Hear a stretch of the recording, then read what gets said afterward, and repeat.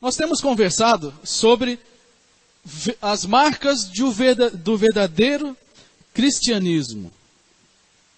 Nós já vamos para a nossa quinta reflexão sobre isso, e é muito importante a gente entender que nem todo mundo que se diz cristão é cristão de verdade. Nem todo comportamento dito como um comportamento cristão é um comportamento verdadeiramente cristão. E cada dia mais a gente tem visto várias coisas muito erradas, muito estranhas, sendo chamadas de cristãs. Então é importante a gente refletir sobre esse tema. Talvez você já tenha visto em algum lugar, às vezes tem na empresa, ou repartição pública, escola, tem algumas regrinhas assim de boa convivência. Ou você pesquisar na internet depois do culto, você vai descobrir também. E aí tem algumas coisinhas lá, algumas regras de boa convivência na escola, no trabalho, em casa, coisas que todo mundo já viu. Por exemplo, chegou, cumprimente. Já vai, se despeça. Recebeu ajuda, agradeça. Todo mundo já viu essas plaquinhas, né? Essas listas aí de regras de boa convivência. Ofendeu alguém? Peça desculpa. Sujou? Limpe. Eita, tem uma faixa da vida que a gente não consegue fazer isso, sujar e limpar. É uma época da vida que o pessoal consegue mais sujar do que limpar, mas tudo bem. Quebrou? Conserte, pelo menos se comprometa a consertar. Abriu? Fecha. Abriu a gaveta dos talheres? Fecha. Da roupa, da gaveta de roupa? Fecha. Acendeu? Desligue. Regrinhas tão simples, né? Mas que todo mundo considera que são regras para uma boa convivência. E essas coisas que eu falei, embora sejam corriqueiras, a partir do momento que elas não vão acontecendo, as coisas vão se desgastando. E aí tem um monte de confusão por causa de coisas simples, como sujou, não limpou, abriu, não fechou, chegou, não cumprimentou, foi embora, nem falou tchau. Regras da boa convivência. O texto que nós vamos ler hoje de Romanos 12 também fala disso. Mas fala de regras da boa convivência dentro da igreja. Nós começamos a falar sobre a cooperação na igreja. Nós não estamos sozinhos. Nós somos um grupo e nós precisamos aprender a ter uma boa convivência. Então o texto é Romanos 12, do versículo 9 ao versículo 12. Por que é importante a gente falar isso? Porque a gente tem aprendido que Deus, ele é um Deus de graça. É um Deus que nos ama mesmo sem a gente merecer. Ele nos salva, Ele nos transforma, Ele nos resgata. Essa é a parte de Deus, mas a nossa parte é demonstrar amor uns pelos outros. Deus nos salva, Ele nos ama, Ele nos salva pela graça, mas Ele nos dá uma tarefa. Eu salvei vocês, agora vocês têm que amar uns aos outros. Então é importante a gente aprender a conviver. Eu quero ler o texto aqui, são apenas 4 versículos. Prestem bem atenção, diz assim, está aqui na tela. O amor deve ser sincero. Odeiem o que é mal. Apeguem-se ao que é bom. Dediquem-se uns aos outros com amor fraternal. Prefiram dar honra uns aos outros mais do que a si próprios. Ó, boas regras de convivência, não é? Mas o texto continua. Nunca lhes falte o zelo, ou o cuidado, né? Sejam fervorosos no espírito, sirvam ao Senhor, alegrem-se na esperança, sejam pacientes na tribulação, perseverem na oração. Olha que interessante. Nós já falamos sobre consagração da nossa vida a Deus, que é a primeira coisa, entregar a vida a Deus. Já falamos que depois que a gente entrega a nossa vida a Deus, Deus transforma a nossa vida. Nós já falamos que Deus não salva um só, Ele salva várias pessoas e que a gente está junto para ser transformado junto e ninguém está sozinho e a gente trabalha na vida do outro. E agora nós chegamos na parte do texto onde Paulo apresenta essas orientações para uma convivência produtiva e uma convivência pacífica. Então eu quero mostrar para vocês rapidamente 4 orientações para uma boa convivência aqui na igreja. 4, em cima desse texto, tá? A primeira delas é desenvolver um amor sincero. Um amor sincero. Todo amor é sincero? Deveria ser. Mas nem sempre é. Olha o que Paulo diz. O amor... Eita, esse barulho aqui está feio, hein? Deixa eu... Opa. Sair daqui. Não vou pisar desse lado, não. O amor deve ser sincero. Odeiem o que é mal. Apeguem-se ao que é bom. Um versículo muito simples de entender. Todo mundo consegue entender isso aqui. O amor deve ser sincero. E aí eu peguei uma imagenzinha ali que representa a palavra hipocrisia. E talvez você já tenha estudado que lá na Grécia, muito tempo atrás, onde surgiu o teatro, os atores, eles tinham poucos recursos. Mas um dos recursos que ele tinha era uma máscara, algumas máscaras. Então, dependendo do papel que ele ia fazer, ele pegava uma máscara. Se era uma cena de alegria, ele pegava uma máscara de alegria. Se era uma cena de tristeza, ele ia lá e pegava a máscara de tristeza. Essa famosa máscara aí que a gente conhece. E Paulo está dizendo assim, o amor ele tem que ser sincero. Não pode ser hipócrita. E a palavra traduzida por sinceridade é justamente não hipócrita. Como assim? Nós somos craques em usar máscaras. Dependendo da situação, a gente coloca uma certa máscara. Dependendo da situação, a gente coloca uma outra máscara. E Paulo está dizendo, na igreja não dá certo isso não. Não é uma regra de boa convivência usar máscaras. Paulo está dizendo, o amor tem que ser sincero. No dia a dia da igreja, quando a gente fala de cooperação, a gente vai conviver, e eu vou dar uma notícia para você. Vão surgir problemas de relacionamento. Uma hora ou outra, a gente vai esbarrar com alguém, alguém vai falar alguma coisa que a gente não gosta, a gente vai ouvir uma coisa que a gente não vai ficar satisfeito, e o que a gente faz nessa hora? A gente precisa lembrar dessas regras de boa convivência. E lembrar que nós estamos aqui justamente para sermos transformados. Mas é importante que esse amor que precisa existir seja algo sincero, não hipócrita. É fácil maquiar uma aparência de amor. Mas o problema é que essa máscara não dura muito tempo. Você pode fingir muitas coisas. E você pode enganar, né? A frase diz assim, você pode enganar muita gente por muito tempo. Mas você não pode enganar todo mundo o tempo todo. Uma hora a máscara vai cair. Então é melhor a gente já desde o começo aprender a ser sincero. O que significa ser sincero? Amar sinceramente significa aceitar as diferenças. E eu já tenho falado disso. Nós somos diferentes. Tem gente que é mais acelerado, mais expansivo. Tem gente que é mais quieta, mais tímido.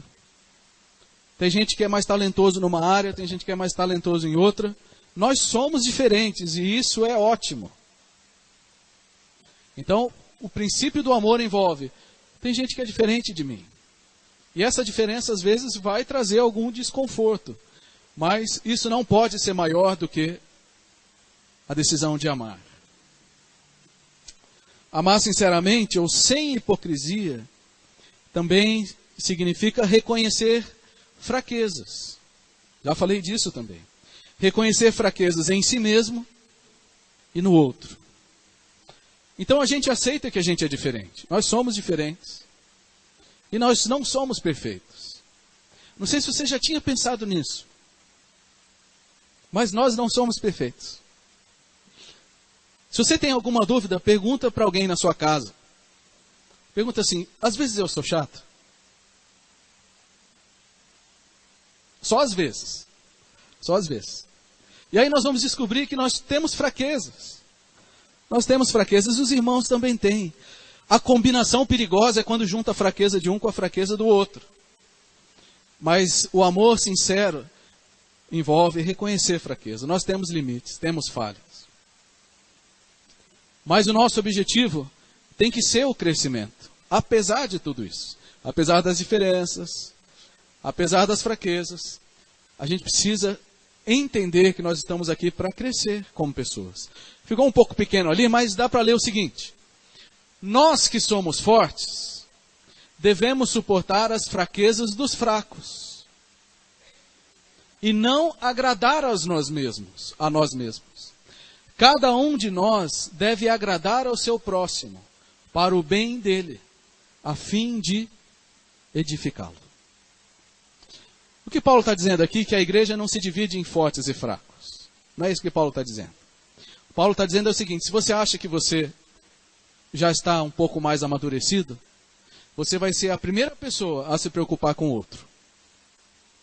Se você acha que você é alguma coisa e que você já está forte espiritualmente, a evidência disso vai ser que você vai se preocupar muito mais com os outros. Então nós temos que aceitar as diferenças, reconhecer fraquezas, sempre tendo o objetivo de crescimento. E é isso que eu acho muito legal na igreja. Porque a gente sempre tem um objetivo que vai além de nós mesmos. E o meu objetivo é trabalhar na vida de vocês. O objetivo de vocês é trabalhar na minha vida e um trabalhar na vida do outro. Sempre pensando no crescimento. E o último aspecto de dizer a verdade, de amar sinceramente, tem a ver com uma coisa muito difícil. Que é dizer a verdade em amor. O texto de Provérbios diz assim: leais são as feridas, feitas pelo que ama. Porém, os beijos de quem odeia são enganosos. Você gosta mais de ferida ou de beijo? Depende de quem vem. Não é? Depende de quem vem. O texto está dizendo que há pessoas tão leais e que elas nos amam tanto que às vezes elas vão precisar dizer coisas dolorosas para nós. Que talvez vão ferir um pouco a nossa alma para depois a gente ser curado. Mas tem gente que não ama e que vai dar um beijo enganoso. Que vai só falar coisa legal, mas a sinceridade passa longe do coração. Esse texto é muito forte, quero ler de novo. Leais são as feridas feitas pelo que ama, porém os beijos de quem odeia são enganosos. Então o desafio é dizer a verdade, sim, mas em amor. A gente não pode nem destruir, nem se omitir. Com relação à verdade, a gente não pode usar a verdade, nem para destruir o outro. E a gente não pode também deixar de dizer a verdade quando ela precisa ser dita. Então, amar sinceramente envolve isso daí. Claro que não é só isso, né? Nesse texto, a ideia de Paulo é essa. Para que não haja na igreja um amor hipócrita, que a gente cumprimenta todo mundo. A hora que a pessoa vira as costas. Esse é o amor não sincero. Esse é o amor hipócrita. E a máscara vai cair. E o problema é que a máscara cai nos piores momentos. E aí é terrível. Muito desagradável. Mas nós podemos e precisamos aprender a amar com sinceridade. Meus queridos, é muito desafiador amar as pessoas. Só Deus ama perfeitamente. Mas nós podemos crescer bastante nisso. Eu já falei algumas vezes aqui esse ano sobre isso. Mas eu queria deixar claro que dentro desse ponto aí, que a igreja não é o lugar para rixa, a igreja não é o lugar para ciúme. Isso vai estar no nosso coração como tentação, mas não é o lugar para isso. A igreja não é o lugar para gente que não fala um com o outro. E a igreja não é um lugar para fofoca. Deu para entender, né? A igreja é um lugar para um amor sincero. E quando a gente abraça a Cristo, a gente abraça o pacote todo, que significa os amados irmãos. E os irmãos também nos abraçam. E juntos a gente caminha e tenta crescer. Não quer dizer, meus irmãos, não quer dizer que nós temos que ser os melhores amigos de todo mundo. E não quer dizer que nós vamos ter o mesmo nível de afinidade com todos. Como eu disse ali, o primeiro ponto, nós somos diferentes. E nós podemos sim ser mais amigos de uns do que de outros. Vai depender do estilo de cada um. Vai depender do que gosta de fazer, vai depender da idade dos filhos, vai depender de uma série de coisas. Mas a ênfase de Paulo é o coração. Você não precisa ser amigo igual de todo mundo, mas, sinceramente, em nome de Jesus, no seu coração não pode ter uma barreira com essa ou com aquela pessoa. Isso não pode. Está errado. Você não precisa morrer de paixão por todos e gostar de ficar horas e horas falando. Mas se no seu coração e no meu coração tiver algum problema quando a gente encontra alguém e eu desvio, eu evito cumprimentar, evito sentar perto, aí eu quero lembrar você de 2 textos, tá? Que diz assim: portanto, se você estiver apresentando a sua oferta diante do altar, e ali se lembrar que seu irmão tem algo contra você, deixe a sua oferta ali diante do altar, vai primeiro reconciliar-se com seu irmão, e depois volte e apresente a sua oferta. Vocês acham que Deus está preocupado com a religiosidade ou com o coração? Com o coração. Um outro texto que eu gosto muito também. Se alguém afirmar, eu amo a Deus, mas odiar seu irmão, é mentiroso. Pois quem não ama seu irmão a quem vê, não pode amar a Deus a quem não vê. Não precisa nem desenhar isso daqui, todo mundo entende. Ah, eu amo a Deus, eu amo a Deus, eu amo a Deus. Ai, nossa, mas não quero chegar nem perto daquele irmão lá. A Bíblia está dizendo, para com essa mentira e tira essa máscara de hipócrita. Desculpa a sinceridade, tá? Mas eu estou tentando dizer de uma forma clara o que a Bíblia diz também de forma clara. Nós somos pecadores, queridos, e em muitos momentos o nosso coração vai se magoar com as pessoas. Nós não somos perfeitos e muitas vezes a gente vai ficar muito chateado com alguém. E a minha palavra de ânimo para você é que você trate isso diante de Deus. Porque se a Bíblia está dizendo que não é uma coisa boa, não leva adiante essa mágoa, não. Trate no seu coração. Trate diante de Deus. Não tem necessidade da gente ficar fermentando no nosso coração aquilo que não vai fazer bem nem para nós, nem para a igreja. Amém? Primeira orientação é o amor sincero. O amor deve ser sincero. E depois Paulo diz, odeiem o que é mal e apeguem-se ao que é bom. O que é o mal que nós devemos odiar? 2 coisas. Odiar o mal é justamente o amor hipócrita. E a expressão que Paulo constrói aqui no texto original é a ideia de alguém que não suporta, não aguenta, assim, não aceita de jeito nenhum. E Paulo está dizendo, com relação à hipocrisia, vocês têm que ter esse sentimento, assim, não admitir de jeito nenhum hipocrisia. Ou um amor falso. É uma expressão muito forte, que diz assim, não ter horror a certo tipo de coisa. Então nós temos que, como igreja, ter horror e detestar, odiar o quê? O amor hipócrita, um ambiente de falsidade, um ambiente de má fé, de difamação, de superficialidade. Quem já viu no seu ambiente de trabalho funcionário falar mal do patrão? Todo mundo já viu. Todo mundo já viu. Quem já viu num ambiente de escola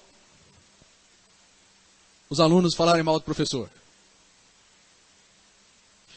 Quem já viu na igreja, menos nessa, claro, alguém fala mal do pastor? Brincadeira. O que Paulo está dizendo é, o coração humano, quando a gente descuida, ele transforma qualquer ambiente num ambiente ruim. Então, mesmo a igreja, que é uma coisa tão preciosa, Se a gente não cuidar com o meu coração, com o seu coração, a gente vai transformar tudo isso num ambiente ruim. E Paulo está dizendo, vocês têm que detestar esse tipo de coisa. Não pode chegar nem perto de vocês um ambiente ruim assim. E Paulo diz também que nós devemos odiar o que é mal no sentido estrito da palavra, que são condutas pecaminosas. Paulo diz, não pode fazer vista grossa. O que é errado, está errado. Mas aqui tem uma lição importante para nós. Nós precisamos, assim como Deus, aprender a amar as pessoas, mesmo odiando o pecado. Mas, meus queridos, esse é um grande desafio. Eu já falei outras vezes que Deus faz isso muito bem. Deus consegue nos amar, a mim e a você, mesmo a gente sendo pecador. Mas a gente tem essa dificuldade. Das duas pontas. Ou a gente faz pouco caso do pecado, ou a gente faz pouco caso da pessoa. E a lição é, ame a pessoa, mas não minimize aquilo que é errado. O que é errado precisa ser tratado. E deixa eu dar uma boa notícia para todos nós. O melhor lugar para lutar contra o pecado é na igreja. E a luta de alguém contra o pecado, a luta sincera de alguém contra o pecado, não deve nos incomodar. Vou repetir, porque isso aqui tem que ficar bem claro. A igreja tem que ser um lugar de luta contra o pecado, tem que ser um lugar de luta sincera contra o pecado, e tem que ser um lugar próprio para isso, onde ninguém se incomoda com isso. Não é que a gente não se incomoda com o pecado, a gente não se incomoda com a luta contra o pecado. Se chega alguém aqui que quer vencer alguma coisa na sua vida, e a pessoa é sincera na sua busca, fala assim, preciso mudar isso na minha vida. Digamos, alguém que seja um usuário de drogas, por exemplo. E a pessoa vem aqui sinceramente, buscando a Deus e querendo acertar a sua vida. Essa luta não pode nos incomodar. Pelo contrário, a igreja é o lugar para isso. O pecado, sim. A gente tem que concordar com a pessoa de que precisa ser mudada a conduta. Chega alguém aqui que é muito mentiroso. E a pessoa fala assim, eu sei que eu sou mentiroso. E eu já estou colhendo frutos amargos na minha vida por causa disso. Mas eu quero mudar. Vocês me ajudam? Não, a gente não pode te ajudar porque você é muito mentiroso. Você é muito pecador. Olha, coisa mais nada a ver. A igreja é justamente o lugar para a gente lutar junto contra as coisas erradas. Então, meus queridos, todos nós estamos no mesmo barco. Desde que haja uma luta sincera para mudar aquilo que a Bíblia diz que está errado. Jesus nunca rejeitou um pecador arrependido. Nunca. Jesus nunca rejeitou um pecador arrependido. Nunca. Mas a sua orientação foi clara. Ele diz, vai e não peques mais. É isso que a igreja tem que fazer. A gente vai abrir os braços para todo mundo, porque nós também estamos lutando. Mas a gente não pode concordar com aquilo que é errado. Então a igreja é um lugar, sim, de luta e de transformação. É o lugar certo para lutar com o pecado, e a igreja serve exatamente para isso. Como Jesus disse, quem está são não precisa de médico. Então a igreja é um lugar de crescimento. A segunda orientação, as outras são mais rápidas, tá? É a dedicação e honra aos outros. Olha o que Paulo diz. Dediquem-se uns aos outros com amor fraternal, um amor de irmão. Olha que bonito. Prefiram dar honra aos outros mais do que a si próprios. Grande desafio. Grande desafio. O que Paulo está nos ensinando é a ter alegria em reconhecer o trabalho do outro. Significa promover intencionalmente o sucesso e o crescimento das outras pessoas. Promover intencionalmente o crescimento e o sucesso das outras pessoas. Agora, a natureza do ser humano não é essa. A natureza do ser humano é farinha pouca, meu pirão primeiro. Esse é um ditado já bem antigo que ninguém nem lembrava mais. Mas a verdade é essa. O ser humano ele tende a segurar para si aquilo que lhe é importante. E Paulo está dizendo, o foco de vocês é nos outros. Isso significa abrir espaço para as pessoas. Significa incentivar. Significa apoiar as pessoas. E você pode praticar isso na igreja, pode praticar isso em qualquer lugar. No seu ambiente de trabalho, talvez tenha alguém que esteja começando, ou que seja principiante. Ou começando naquele trabalho, ou novo na vida, assim, um estagiário, alguém que esteja sem experiência ainda. E você, como mais experiente, o que você pode fazer? Incentiva ele a crescer. Mesmo que ele faça a sua função. Mesmo que ele possa depois ocupar a sua função. A preocupação, primeiro, é dedique e honre os outros. É por isso que eu falei semana passada sobre a diferença entre competição e cooperação. Competição é quem será que vai chegar primeiro? Competição. E cooperação é onde é que nós dois juntos conseguimos chegar? Será que a gente consegue chegar mais longe? Então a igreja é um lugar de cooperação e não de competição.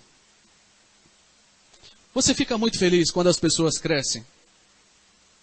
No fundo do seu coração. Quando alguém ganha um prêmio que você queria muito. Você fica feliz pela outra pessoa? Esse aí você resolve com Deus. Mas é uma coisa que a gente pode aprender. A gente pode aprender a se alegrar com os outros. Terceira, penúltima orientação que Paulo nos dá é desenvolver um zelo, ou seja, um cuidado e um fervor espiritual no serviço. Olha o que Paulo diz. Nunca lhes falte o zelo, sejam fervorosos no espírito e sirvam ao Senhor. A igreja não é um lugar de preguiça,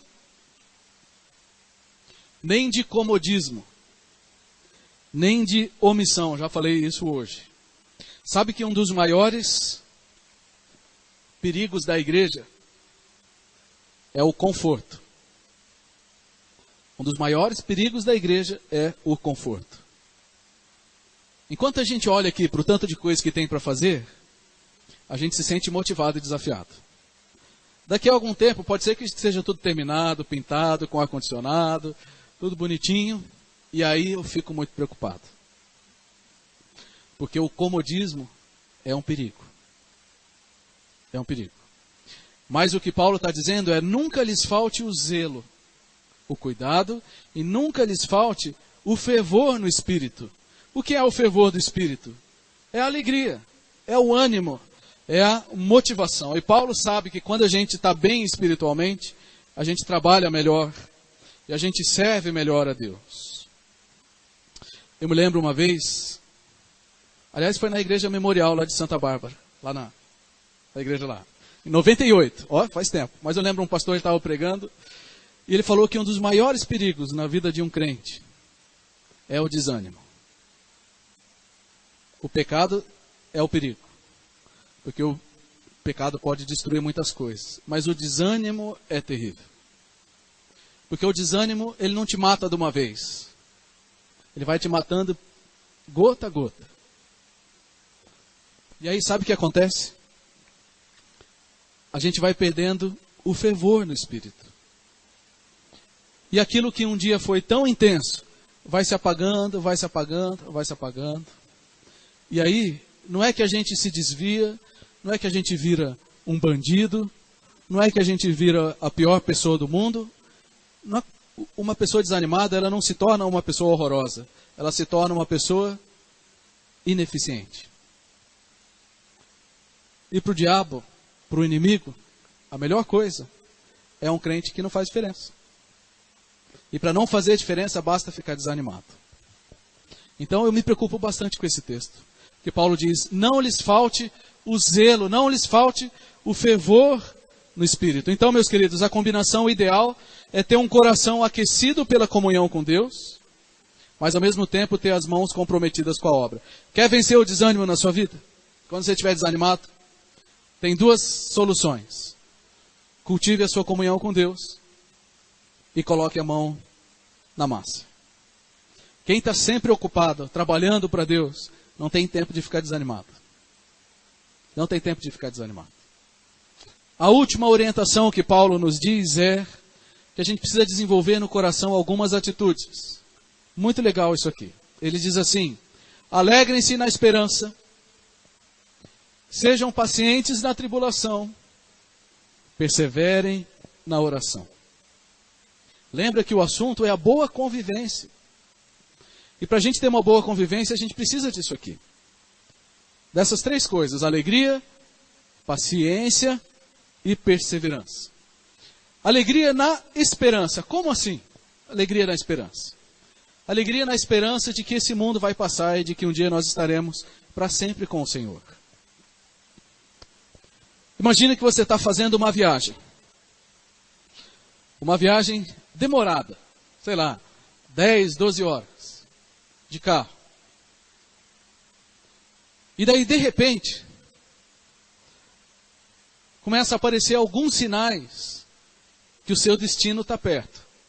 Por exemplo, eu gosto muito, quando a gente ia para a praia, às vezes a gente foi para Santa Catarina, e você descia de Londrina, ou descia daqui de Campinas, ia descendo para Santa Catarina. E você ia, nada demais, a estrada normal. De repente, você chegava em Barra Velha, na divisa ali com Santa Catarina. E aí a estrada virava e a gente dava de frente com o mar. E aí, gente, a certeza de que a gente estava chegando perto do destino. Aí dava uma alegria, o cansaço ia embora, ficava todo mundo feliz no carro. Ou quando você vai aqui para Caraguá, né? Você vai, atravessa São Paulo, aquela confusão, aquele trânsito, vai descendo. De repente você vai lá na Imigrantes, na Anchieta, de repente faz uma determinada curva, e você vê lá embaixo a praia. É isso que Paulo está dizendo.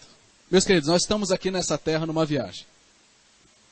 Mas a cada dia nós temos sinais de que o nosso destino está chegando.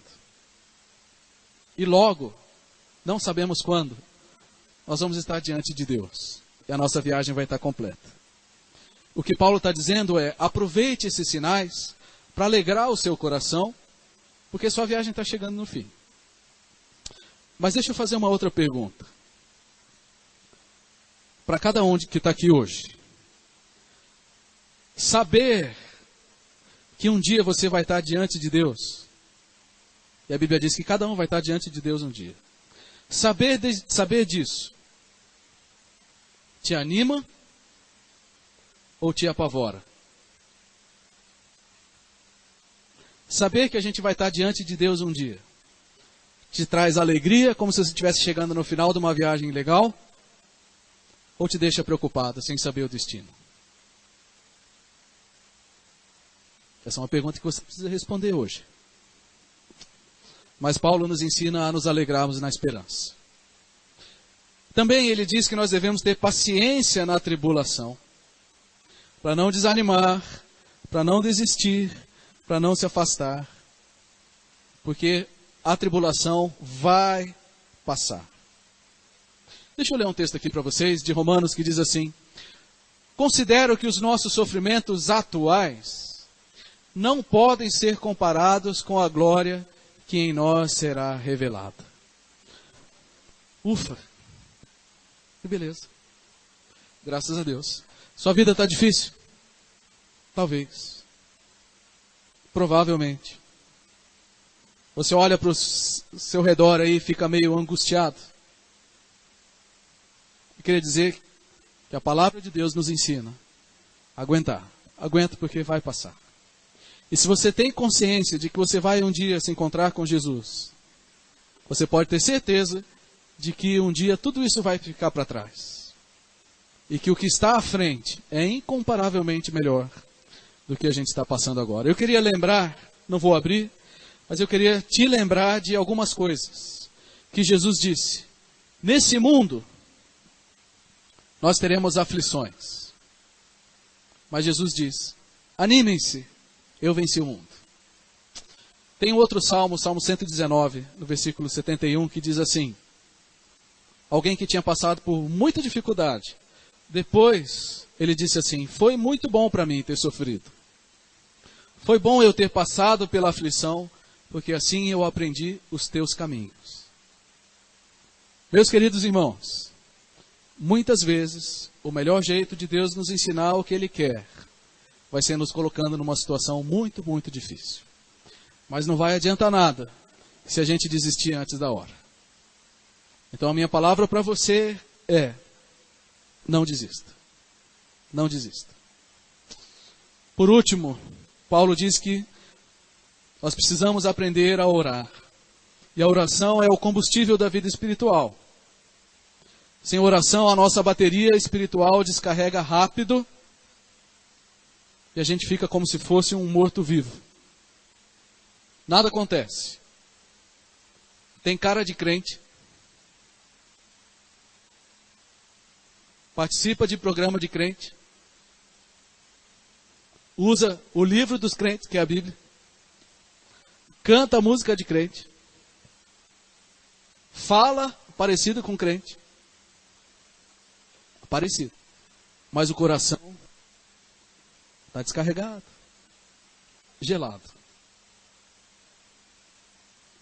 Por que isso? Oração. A oração é a diferença entre um fervor espiritual e um tanque cheio e alguém que está por fora está tudo certo, mas por dentro está vazio. Quando nós falhamos na oração, nós não temos alegria na esperança, nós não suportamos as tribulações.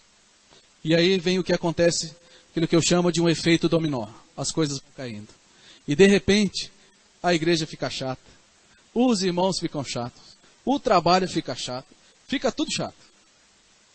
Porque está faltando oração. Então, atitudes importantes do meu e do seu coração: alegria, paciência e oração. Para terminar, queria lembrar então, orientações para uma boa convivência. Você quer viver bem na igreja? Quer ter relacionamentos produtivos e abençoadores? Quer ser alegre aqui com gente que você ama sinceramente, com gente que te ama sinceramente, que um trabalha na vida do outro, que a gente cresce e a gente se aperfeiçoa? Então aí 4 sugestões, 4 orientações.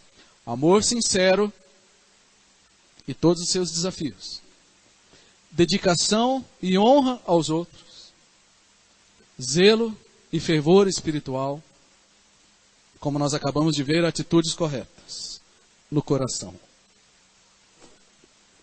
Eu queria que você olhasse para essas 4 sugestões e escolhesse uma para falar com Deus, para falar a respeito dela com Deus, agora. Fala assim: Deus, para mim, o desafio maior nesse momento é tal. Não sei, você que sabe. Mas eu queria que você escolhesse uma e fechasse os seus olhos e abrisse seu coração para Deus.